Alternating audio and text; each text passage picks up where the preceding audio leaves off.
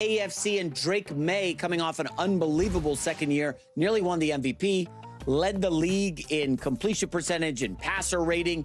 Josh McDaniels very fired up to get Drake Maye for his third year in the NFL.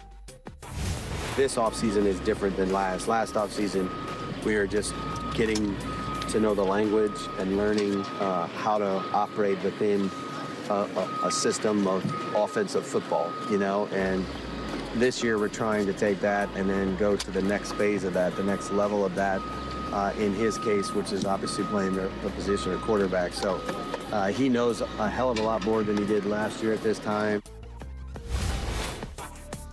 I'm sniffing a little regression here, Colin. Remember last year we saw the schedule was extremely favorable for the Patriots. Now it's just a landmine of tough road games. I mean, just say this out loud.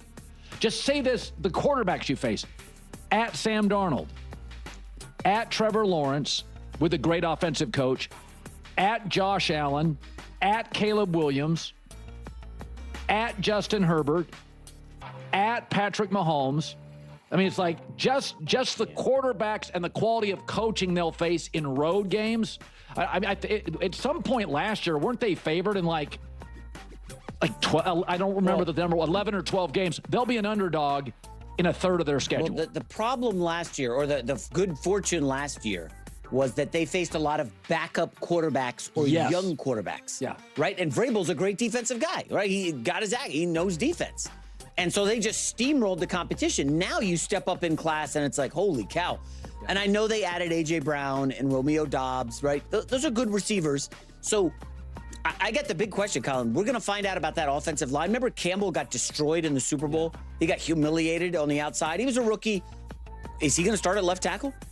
I don't know. I mean, they're going to run it back against Seattle. It's going to be interesting to watch.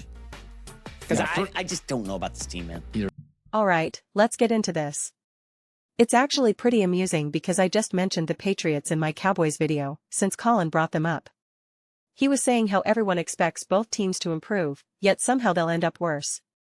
A lot of people are talking about how the Cowboys and Patriots should be better, but they won't actually be able to make real progress. Everyone is so fixated on the schedule. And again, I get it. I understand why. But the quality of play was still outstanding, especially from Drake Maye. So when you start talking about, oh, look at all these quarterbacks they have to face, well, those quarterbacks also have to face Drake Maye. And you either believe Vrabel is an elite coach or you don't. Is he elite? Yes or no? And if he is, then the defense is going to be fantastic. And if the defense is fantastic, then it's going to be a problem for Trevor Lawrence, Josh Allen, Caleb Williams, Patrick Mahomes, Justin Herbert. This isn't just quarterback versus quarterback 101, like in basketball. But before I go any further, Patriots fans, please, please, please don't forget to subscribe and watch the full video. When you do that, the views go through the roof. Subscribers go through the roof. And it's not about chasing numbers. It's about being able to create Patriots content that people genuinely want to watch and discuss, so we can keep having the most unbiased, grounded, honest conversations about this team. It really makes a huge difference, and I truly appreciate it. But yeah, listen, when you reach the Super Bowl, when you win the Super Bowl, regression is the obvious expectation. Not getting back, not winning it again. It's the easiest prediction out there. The actual odds of returning to the Super Bowl and taking home the trophy are always technically slim to none. Even if you have the best odds in the NFL, it's still very, very unlikely. So I never evaluate a team through that lens. I'm not going to say the Patriots could be significantly better but lose in the divisional round, and then claim, see, I told you so, it's all because of the schedule. We see takes like that all the time. Always, always, always. And it always irritates me so much. I was really high on the Patriots last year and incredibly high on Drake Maye. And I had to really, because one of the foundations of how I look at things is that I don't really care how you look against weaker teams for the most part. You need heavy, heavy context. Are you a young team? Do you have a young quarterback? Are you a franchise that's been struggling for a while? What's the actual story? What are the expectations around you? I remember when the Chiefs blew out the Raiders or the Commanders, people celebrated and said, see, we're back. And I thought, you did that against the Raiders or the Commanders? That means nothing to me. You're Patrick Mahomes, Andy Reid, and Spagnuolo. You should do that. I don't care what. The Eagles struggled all season. Their offense looked mediocre at best, A.J. Brown was unhappy, obviously, and all that. Then they blow out the Raiders, and yeah, that means a little more to me. Josh Allen blows out the Jets or whatever, that means nothing to me. Absolutely nothing. The Patriots do it, and I think, let me figure out why.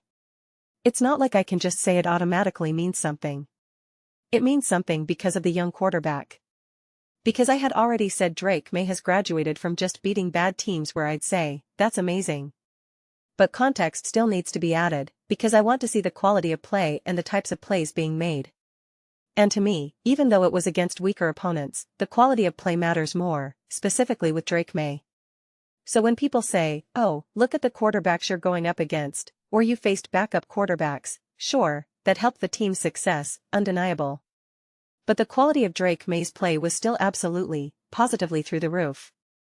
So I'm less concerned about that. Significantly less concerned. And if you think there are enough weapons around Drake Maye, I always look at it through this lens. If you had the exact same team as last year, would Drake Maye and this offense be better? To me, the answer is yes, because he's still growing and evolving, as Josh McDaniels pointed out. And I love that soundbite because it really shows the progression of coaching. It shows how development takes time. They were just trying to get the language down. That's why I always say when you have a young quarterback and you bring in a veteran, there's no translation needed. When you bring in Kirk Cousins, zero translation needed. Whereas with Shedeur Sanders or a rookie, there's a ton of translation needed. A ton. And now, there's not much translation needed at all. There will still be some because it's only year 2 with Josh McDaniels, but nowhere near the level that was needed in year 1. So just being able to work off that foundation, he's going to be a better quarterback. He's going to be a better quarterback. In a lot of ways, what Josh was saying is, we were just trying to make this guy competent. We were just trying to get him functional on the field. Now we're trying to turn him into something great. So from my viewpoint, the offense is going to be better. And let's say we ignore all of that and say, no, none of that, he's just going to be the exact same player. No improvement at all. This is who he is. But even then, the offense got better because they added more pieces around him, more weapons. So okay, now add both factors together, how could they not be better? And then combine that with Mike Vrabel being a great defensive coach. I don't understand the skepticism. The way I see it, outside of the Rams to some degree, I don't see any team clearly taking a huge step forward and saying, I'm the captain now. I'm in charge. I see them all being genuinely very, very competitive. Okay, at a team like the Patriots and think, yeah, man, you have to play the Bills. Oh no, you have to play the Bears on the road in week 7, that's Caleb Williams. Oh man, you have to play the Chargers. And I think, yeah, those will be tough games. Absolutely. But who are you as a team? Again, is Vrabel an elite defensive coach? Yes or no? Is the duo of Drake Maye and Josh McDaniels elite? Yes or no? Did you improve the offense with weapons and the offensive line? Yes or no? If the answers are yes, then it's game on. Then it's absolutely game on, man. There's no reason to say, oh man, this is going to be so tough. No, it's football. It was tough for Josh Allen going against Lamar, or Lamar going against Kansas City. Those games are always tough. Who has the better coaches? Who can execute better? Who has the better team? Whose defense can get that stop? That's just what it is. It is what it is. So, I'm all for zooming in and zooming out, zooming in and zooming out.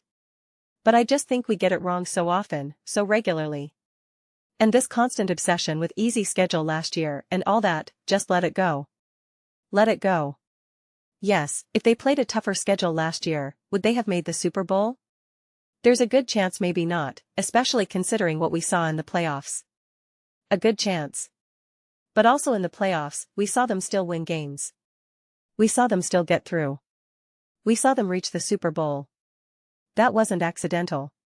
The only thing that happened accidentally for them was really Bo Nix getting injured. That, to me, was the biggest gift they were given. And I don't think that can be denied. But they simply won too many games and were too competitive throughout the season to attribute all their success to the schedule. And now, oh, the schedule is going to be harder. Look, they have to play Caleb Williams in week 7. And it's like, I don't know what we're going to do now.